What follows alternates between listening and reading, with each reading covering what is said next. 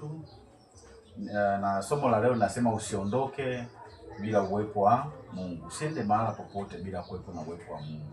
Hilo ndio somo letu la leo. Kwa hiyo tuombe. Nakushukuru Mungu Baba mbinguni, karibu katika kipindi hiki cha asubuhi ya leo, na hatimaye Baba ukae pamoja nasi, maana umenena walipo wawili watatu na upo katikati yetu. Baba tufundishe, ni katika jina la Yesu Kristo, amen. Somo la leo nasema usiondoke bila uwepo wa nani? Wa Mungu. Kwa hiyo katika fungu kuu la somo letu la leo natoka katika kitabu cha Kutoka 33, Kutoka 33 kuanzia mstari wa kwanza, wa pili na wa tatu. Mungu anamwambia Musa, ondokeni.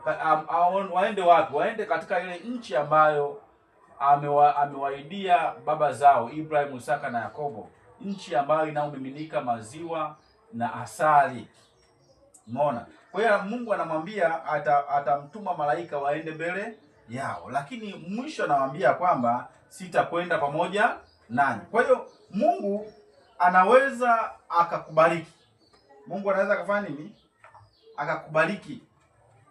Unaweza ukafanikiwa, lakini kama huna uwepo wa Mungu ni sawa nini? Na bure. Kwa hiyo uwepo wa Mungu ni wa thamani sana katika maisha ya Mkristo.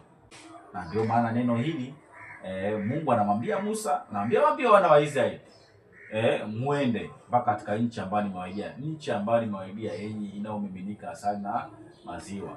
Anamwambia tena kwamba nchi hiyo, yani nchi hiyo maana yake nchi yenye rutuba nzuri, nchi yenye kila kitu.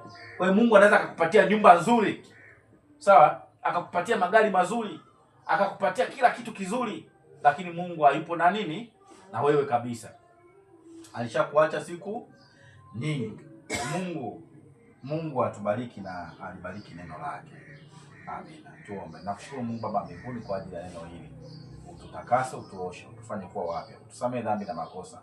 Katika jina la Yesu Kristo. Baba, ruhusu uwepo wako uwe pamoja nasi siku zote za maisha yetu. Kila hatua tunayopiga katika maisha, Baba, ikawe pamoja nawe. Usituache, bila wewe hatuwezi. Katika jina la Yesu Kristo, amen. Mungu akubariki.